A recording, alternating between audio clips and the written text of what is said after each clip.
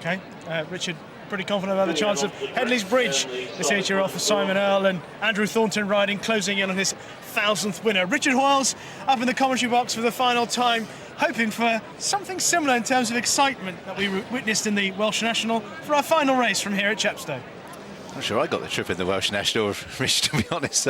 Fantastic. It's a really great race, and the complexion of the ground makes these races change. We've seen it a couple of times in our live races today. The horses travel up really strongly but don't always find the line. Good luck in the bet for this as they jump away for the Chronal.co.uk best price guaranteed on horse racing handicap chase. And Renard, last year's winner, in the hands of Aidan Coleman, bidding to put that custard on their Christmas puddings by leading towards the first. Over in second, Bob Ford a plunging leap. Majala and Fargo are at the back of the field as they head up towards the open ditch, which is number 2. Renard in the yellow colours, Bob Ford away to the right-hand side in red and yellow. Shoegazer will rise in third place with Quincy de Picton Ultra Gold and Anne Turge. Deputy Dan settled in 7th place. This pace appears pretty strong in the conditions.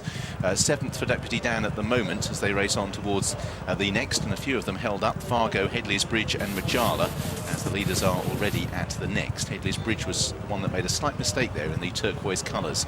Racing towards the 4th, Renard out in front with Bob Ford. They rise just about together with Ultra Gold moving through into 3rd. The grey is Anne Turge towards the inside of Shoegazer and Quincy de Picton. Not the best lead by Deputy Dan on that occasion.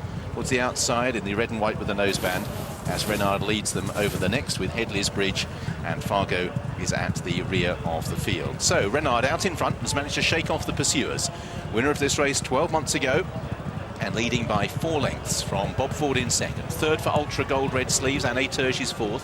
Then Shoegazer. Behind these, Quincy de Picton, Headley's Bridge. Now Deputy Dan's making ground on the outside of the field, but is in danger of being posted very wide as they run down towards this turn. Indeed, his rider may just be trying to take a pull here, because he's 5 or 6 out as they prepare to take this bend, and Deputy Dan's going to be carried still wider. It was very dangerous in that position to be so wide on the course, and he's been shunted right out deep and has dropped back to the 3rd last position with Majala and Fargo. So climbing up the hill, Renard just getting a breather in by 2 lengths from Bob Ford. Ultra Gold in 3rd place with in 4th Anne Turge. Shoegazer next from Quincy de Picton. Deputy Dan on the outside of Headley's Bridge, and Majala and Fargo are at the rear of the field. So Renard leads into the turn into the back straight, 11 fences to take, and they're entering the final mile and a half. So Renard leading by 4 lengths. Bob Ford in second, Ultra Gold in 3rd. Shoegazer with Anne Turge as they rise at the first down the back. Leader is Fluent at it. Deputy Dan up on the outside, just landed a little awkwardly there. Things haven't quite gone his way in the last half mile. He's still well in touch at this stage. Headley's Bridge is alongside him as they reach an open ditch. Again, they're all over. Fargo just beginning to move a little closer with Majala at the rear of the field. So Renard attacking the fences down the back, continues to jump well, leading by 5 lengths or so. Ultra Gold is moved through into 2nd place now as they make their journey on towards the next. Deputy Dan all of a sudden is rushed up on the outside into 3rd place. Ultra Gold is 2nd, Deputy Dan is 3rd, Quincy de Picton next. One that's weakened very tamely is Bob Ford, has been passed by Shoegazer, Headley's Bridge, Anne Turge. Fargo and Majala is struggling at the back of the field at the moment. So Renard 6 lengths clear from Ultra Gold. Deputy Dan out to the right there, with Quincy de Picton racing on the inside of that one. Fargo's making pretty smooth progress with Headley's Bridge as they race towards the last down the back. Renard over 5 clear from Ultra Gold. Deputy Dan in 3rd place on the outside of Quincy de Picton. Back of the field there were bad mistakes by Bob Ford. Shoegazer has called it a day. Majala's called it a day. I think Shoegazer's been about to pull up. I think his rider's lost an iron after that mistake, so maybe he will continue. Majala's definitely pulled up, and Renard leads them out of the back straight with a 3-length lead.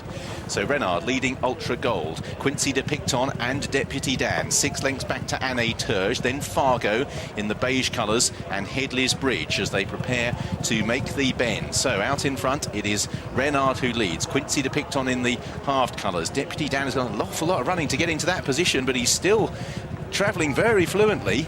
Then behind these is Ultra Gold, and those struggling to get involved behind. So Aidan Coleman gives a squeeze on Renard to see what he's got left. Deputy Dan and Quincy de Picton head the chase with Ultra Gold as they race towards the first up the home straight, 5 from the finish. Renard is over, 3 clear. Deputy Dan again landing a bit of a heap. Anne Turge out to the right, Quincy de Picton it is who now throws down the challenge for Sean Bowen, and Quincy de Picton draws alongside Renard. Deputy Dan 4 lengths back as they take the 4th last. Quincy de Picton lands in a heap. Renard not much better. Quartetta, Deputy Dan and Ultra Gold, and these Quartetta are a mile clear of the others. In fact, they're the only four that are still continuing. Everything else, I think, has been pulled up as they head down towards the third last. Quincy de Picton forging on from in second place Renard, Deputy Dan still sticking to his task, then Ultra Gold, but Quincy de Picton has gone clear on the run down towards the second last. Quincy de Picton by as much as 10 lengths from Renard and Deputy Dan. They are tired horses here, and Quincy de Picton is the one exception because he's bounding away with enthusiasm. Renard, Deputy Dan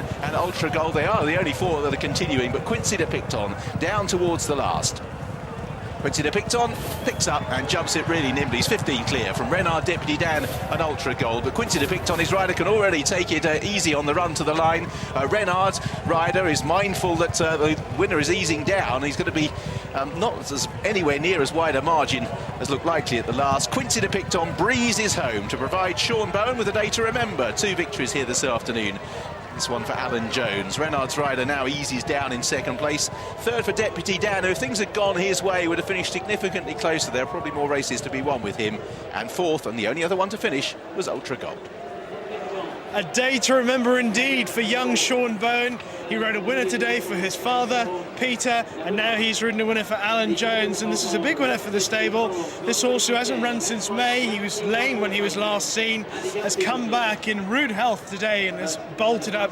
And Richard, just a word on the winning rider, Sean Bowen. He has the world at his feet. Yeah, no, he's just joined Port Nichols at the start of the season as well. Only a very young lad and got a massive future ahead of him. You know, really nice lad and rides very, very well. Rides very well, and he's got the Paul Nichols backing as well.